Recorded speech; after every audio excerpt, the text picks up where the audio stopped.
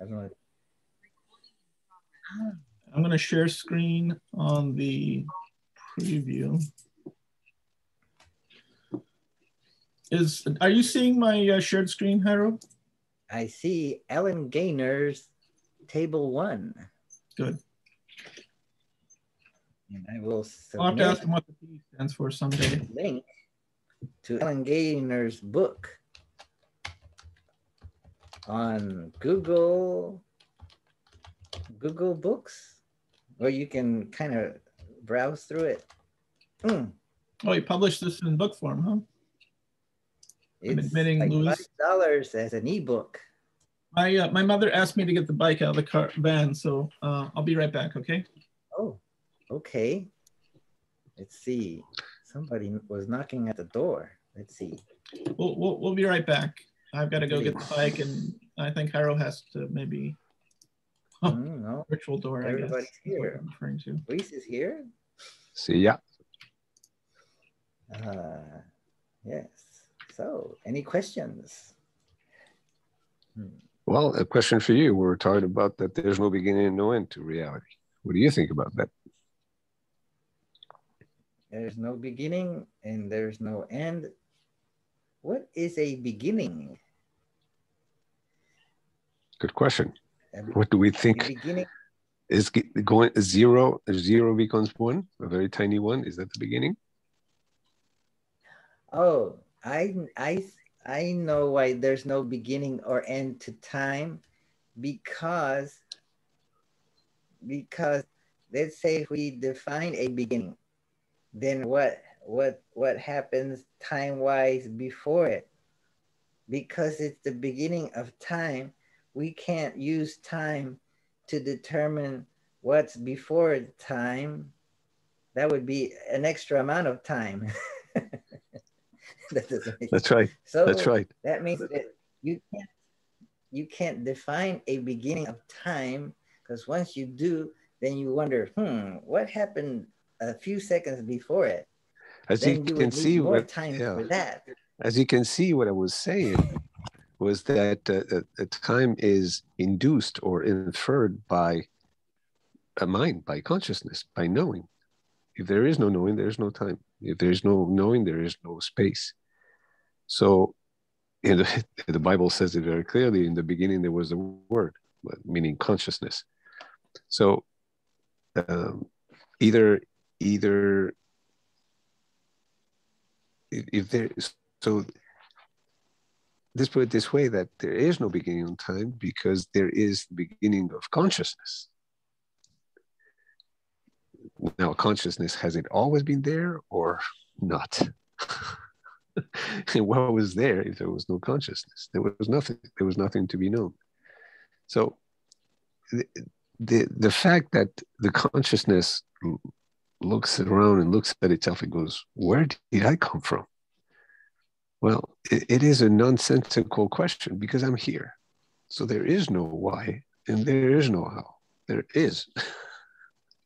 There is.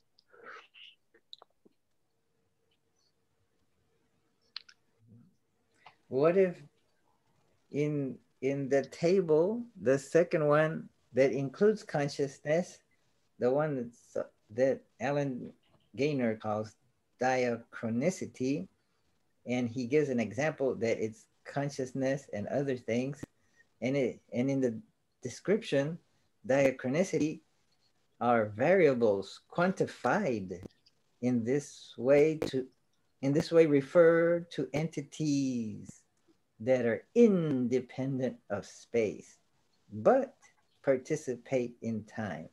So independent of space would mean that they're non-material, or that they don't occupy space.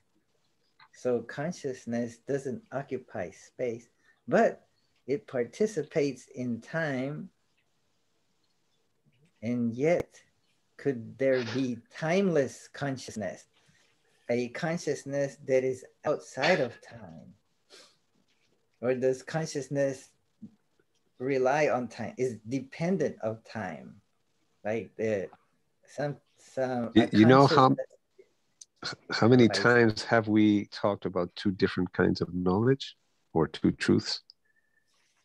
So consciousness has the option. There's two types of consciousness in a sense, and one is temporal and the other one is atemporal.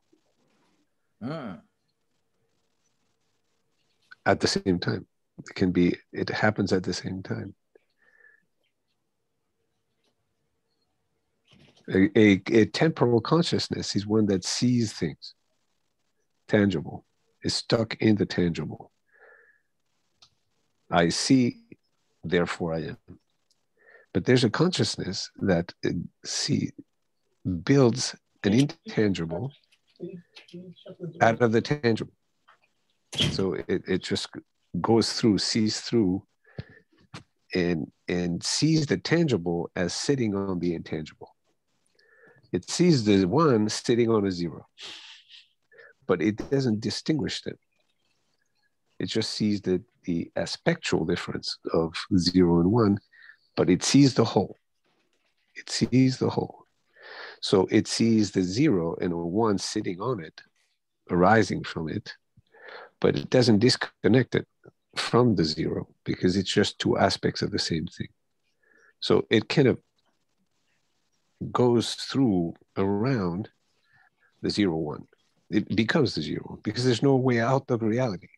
Consciousness is the thing of reality. Okay. The consciousness that is both. Yeah. You said it sees. How can you see without the ability to perceive, and how are you perceiving without consciousness? A perfect question that Immanuel Kant was talking about and writing about in his Critique of Pure Reason. There are two ways of seeing, in a sense. One is through the senses, the perceptions that the input from your senses. That's a conventional way of seeing things, you know. The traditional classical physics way of understanding things. Can I give you a clearer word? But then let's not forget that one, because we always just stop there. So okay, we perceive things, and but we I know have them to give through you a the better senses. word than perception, because perception involves some processing of the senses. Okay. So apprehension. Well, let's say awareness. Or let's say sensory input. There's sensory input. Sensory input. Making sense of the sensory input, which is perception. Okay. And that's the tangible. That's the tangible that I was talking about. But then there is the intangible. The one that sees through the tangible and sees its emptiness. It just sees nothing but aspectual. The aspect of nothing, the aspect of the non-aspectual, which is the yin and the yang, which is the zero and the one that I'm talking about. So one is awareness of the tangible, and zero, coupled with the one, is the awareness of the intangible. It sees through the tangible, and rather than understanding it in a tangible way, it is it in an intangible way, pure being. Right. So so there would be awareness, and there would be pure being beyond the tangible awareness. All right. So for the audience of whoever might be watching this on the YouTube archive or whatever. Nobody probably. Platform. 2 or 3 guys like us. But we can borrow for anyone who doesn't quite get that.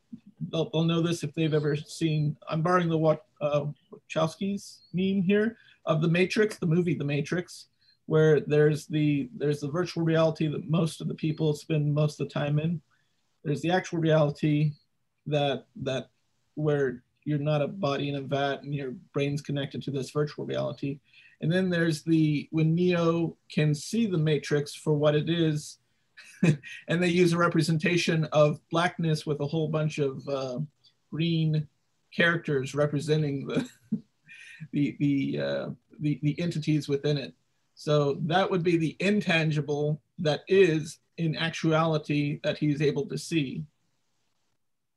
If you've seen the In a movie? sense, you can. Yeah. I've seen the movie, and Okay. it's a good analogy that basically. And I try to simplify it because, or I've said this before, that the observed, which is the tangible world, the observer, which is its awareness, and the very act of observation are the same one thing, same one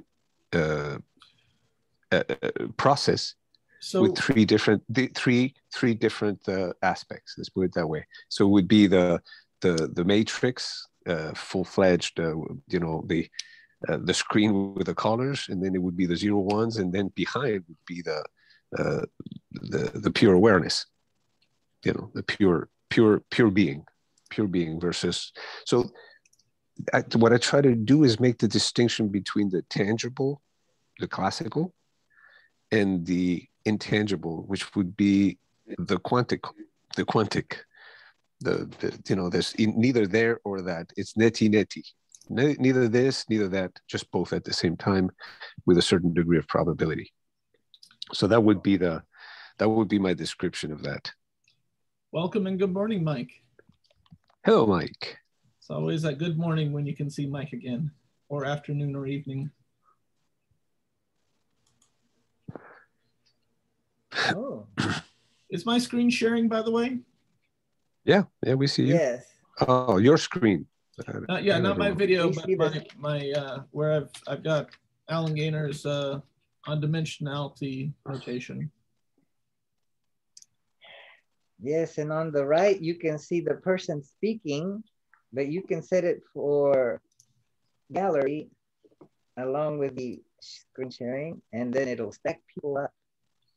And I see Rami on the top, Jairo Jamyang Pao, then Luis Del Pino, then Mike. So Mike stacked on the right. Actually, he played in Alan Gaynor's play on Alan's 60th birthday. And I believe, was it Gödel or Girdle? Girdle, thank you. I feel like I'm still sticking an R in there. Is it Gödel? Yeah. Gödel. Yeah, the umlauted O has the vowel sound in the word Earl. But there's no R. No R. Gödel. It sounds like it, but it doesn't have it. No, it's a subtle perversion of ordinary just vowels. like reality itself. I don't know about that. A subtle perversion. That's your lowercase r reality. It feels tangible, but it is intangible. Mm-hmm. Reality is a subtle perversion. Thank you very much, Mike. Mike, can you see Alan Gaynor's table 1 dimensional quantification notation on your screen? Yes. Okay. Can you explain to us the backwards E and the upside down A? Well, the backwards E stands for the idea there exists, and the upside down A stands for the notion for every. There you go. Mike, we needed you an hour ago. So everything exists. Well, and these are 8 levels. That's pure being. Pure being. Everything and nothing at the same time exists. Well, because nothing is included in everything. And the 0.0. Everything is included in nothing. That's right. Or out of nothing. What does exist with under it 0.0 versus 0.1 mean? That's the perversion. I'm not sure what the subscripts mean in Alan's notation. Are you familiar with Alan? Yes. Is he a mathematician? No, but he's had a lifelong interest in symbolic logic. So he's using well-known mathematical semantics and signage. Yeah, as a matter of fact, one of Alan's main hobbies was learning to speak Loglan, which is basically an artificial language which is built up using the structure of symbolic logic.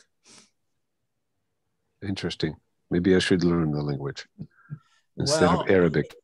there are more speakers of Lojban, which is an offshoot, than there are of Loglan. Only the spelling of these languages, or the language so when I dialect.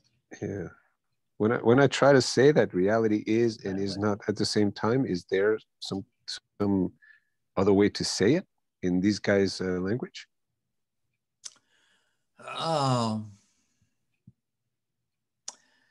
No, I don't think so. Well, first of all, what Alan is doing here is he is trying to make use of some of the tools, some of the symbolism of symbolic logic to put together some sort of description of how the universe operates. Okay. My approach to symbolic logic, my acquaintance from it, comes from studying symbolic logic as a subject, and also from occasionally using it in mathematics to disentangle sentences and see what the logical structure is of given arguments in different areas of mathematics. That's what we need to disentangle Luis Del Pino's essays. Okay. Now, Luis is, he's really doing something somewhat different, so far as I can tell. He is more concerned with what you might think of as the concepts. What are the meanings of the words? And the problem is when he tries to squeeze them down into everyday language, they do not fit very well. So I'm not sure what to tell you, how to tell you what to do. The problem you face is a little bit closer to the kind of thing that fiction writers run into when they're trying to describe to their audience what is happening in the story. But it's not quite the same because you're trying to point at ideas and conceptions which are out of the normal, and it's not at all clear to the rest of us what you're pointing at. Mm-hmm. Yeah. I try, if I had to try to describe what I do in general, and this is my experience, this is what has happened to me since I started asking questions of existential, ontological, epistemological, psychological, or philosophical nature, trying to go into the intangible side of the tangible, is that I'm trying to break the boundaries of physicality, materiality, any distinction. I'm trying to unify everything into one coherent whole that has no boundaries. And it's how do you do that while you're talking with a material mouth, with a material sound, and in a conventional, tangible way of looking at things, and you're trying to go, no, this is, you can see through it, and then you don't see anything. So everything is nothing, nothing is everything. There's a beautiful kind of ever-flowing, never stopping, never beginning happening or being. That's what I try to do. One word of advice. That's what he's trying to do.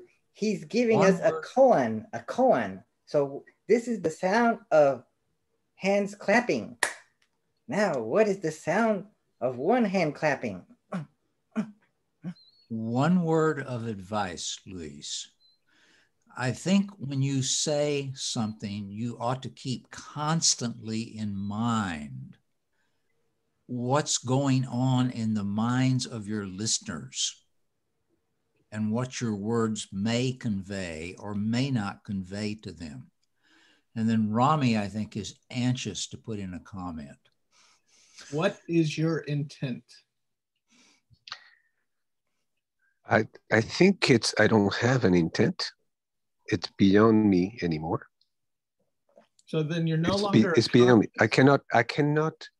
You're now an agent of some other entity with intent. It's like a. You know, Compulsion. what is the intent of the sun radiating light or photons or energy? Yeah, no, we all understand there's that no you intent. Yourself and your view of reality to be the center of the universe. I am. You are too. The center of the universe is everywhere because it is infinite. So the center of the infinite sphere is everywhere. There are no boundaries. There's no bounds. Right. So yeah, I am. You had a beginning. You started somewhere in the mid 20th century.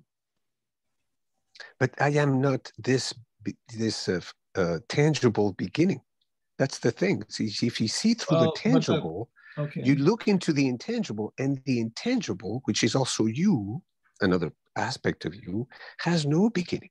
So I go through the tangible,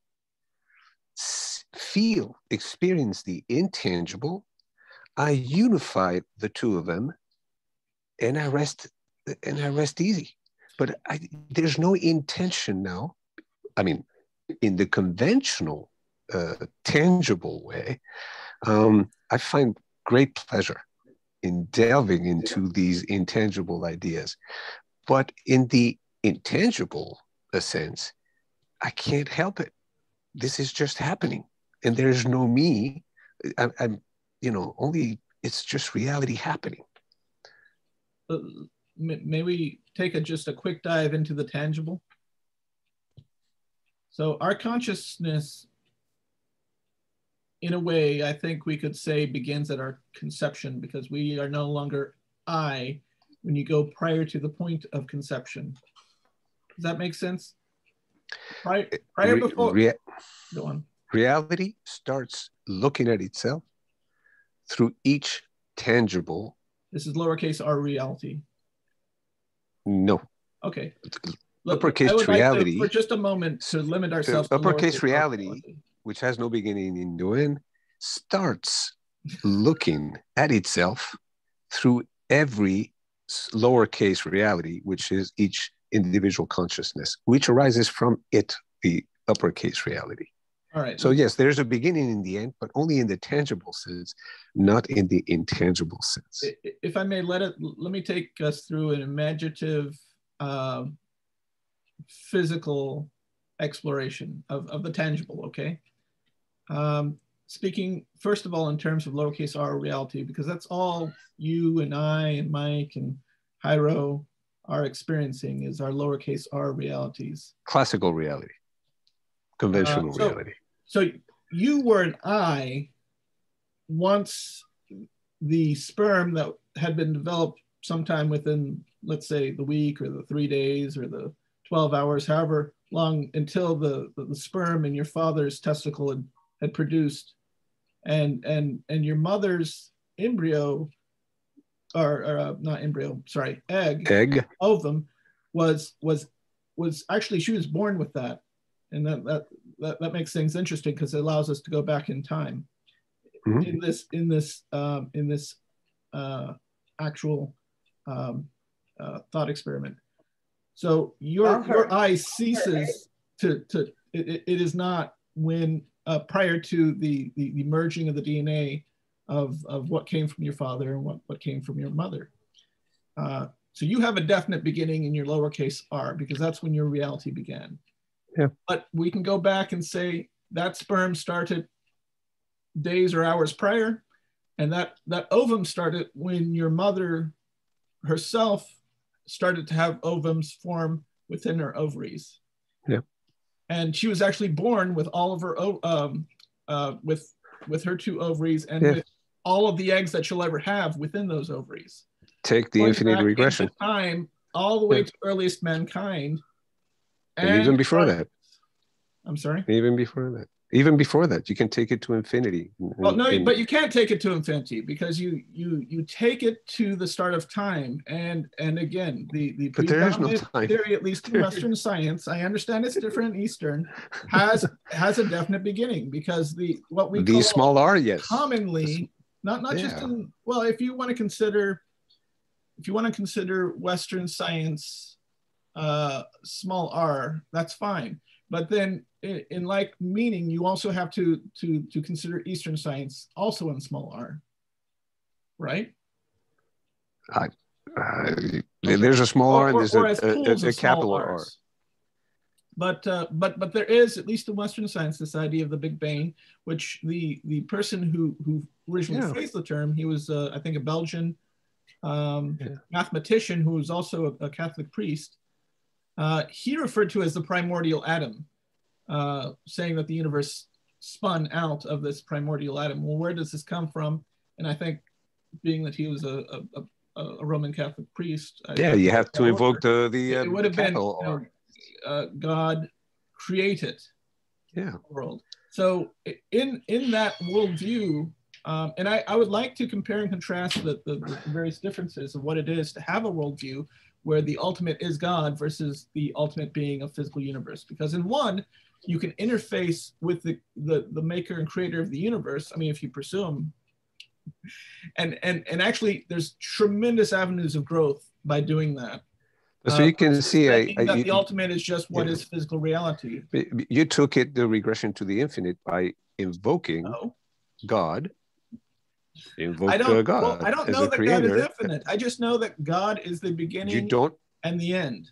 But I don't know what there is beyond the beginning and the end. Well, and also, if there's no beginning and no end, there is this idea of the death of God too, so that even the existence and the non-existence is included within that system. At least, unfortunately, my creation has come to the utter destruction. My time is over. Big Bang is now into a big crunch, and I have to disconnect and go. You invoke regression. Somebody replaces me, huh? Oh, Dominic is there. Yes, well, just time enough to say hi and bye. Hi and bye. One question before I go, Mike. You said something very interesting. When I say something, or when I propose my crazy ideas about the non-existence of a beginning or an end, you caution me in a sense. You give me an advice, a word of advice, and just when I say something, I need to consider how it's going to be perceived or understood by the listener. How can I do that? Well, I'm not sure how to tell you to do that, but it's just watch out for it. Very natural thing to do. We do have a certain amount of capacity to put ourselves in the other person's place. It's a guess. Normally, we think of this as empathy. Empathy. But it's more than that. It can be more than that. It can be a matter of, in some sense, imagining ourselves looking out through their eyes, through their words, through their concepts. You can imagine yourself, for example, to be a cowboy back in the 1800s in a saloon, and think to yourself, what would a cowboy act like? Very carefully. Okay. What would be familiar to him and what would not? What ideas would make sense to him and what would not? If you told him about something like the Eiffel Tower in Paris, it'd shoot you. He might not believe that it was there. although you might be able to take him outside and walk off the distance that was the height. I understand perfectly what you're saying. I'm stuck in a sense because when I try to talk about the intangible versus the tangible and how the two of them are two aspects of the same one big R for reality, I am walking into a saloon trying to talk about, quantum uncertainty. Just like Jesus said, I'm not here to make peace. I'm here, I'm coming here to make war, to rile you up, to wake you up, to tell you how, you are in the wicked and evil ways, and you need to just open your eyes and open your heart and change your ways. I do that very carefully. Not to make war. Sorry? Notice that Jesus did not speak. And he didn't end well either. Of sophisticated reality. He did not speak in terms of differential equations. Well, he spoke in parables. Parables, which are a mathematical object, and they didn't understand him either. Furthermore, he tried to explain the parables to his students, to his disciples. And you are right in, and you were right in giving me the advice, because Jesus ended up in a very bad way. He was here to save us and love us, and we just pinned him to a cross and crucified him. So I'm very careful. Crucify, we still Pinot. Crucify, we still Pinot. To keep my ramblings in saloons or maybe communication centers where I feel that the response is typically not drawing your 6-shooter. Although I can see that my ideas sometimes may go like, I don't know what you're talking about, or I completely disagree. But my saloons, the saloons where I open my mouth, I typically I'm trying to read them properly and go, okay, we may have an interesting conversation out of this one. It doesn't mean that we're going to have a perfect agreement of views, but at least there may be some nudging or some new line of inquiry among the group, and that's what I try to do. I feel it's interesting. I am not in groups where they talk about soccer or politics or I don't know, social media, the latest fad or fashion. I am very interested in discussing the nature or the science of being, pure being. What is it to be alive, to think, to know, to be aware? It's to me, it's like going to a movie that I love, and and that never ends. It's like a TV series where you're just hooked. I can't do anything else. I'm stuck. Even when I'm working, when I'm walking around, when I'm doing my regular small R reality, I am out there looking at the big R reality. And I feel, and this is my experience, that it is very freeing. It is the anti-nihilistic danger of the manic depression, because you're able to transcend the highs, the lows, justices and injustices, the beautiful, the ugly, the good and bad, the good and evil. And with that, I'm done. Yes. Go ahead, Rami. And I'm going to say goodbye to everybody in a minute. Before you say goodbye, I want to stop this recording because we've got just over 5 minutes remaining. But I do want to mention something else after we stop, but before our time ends.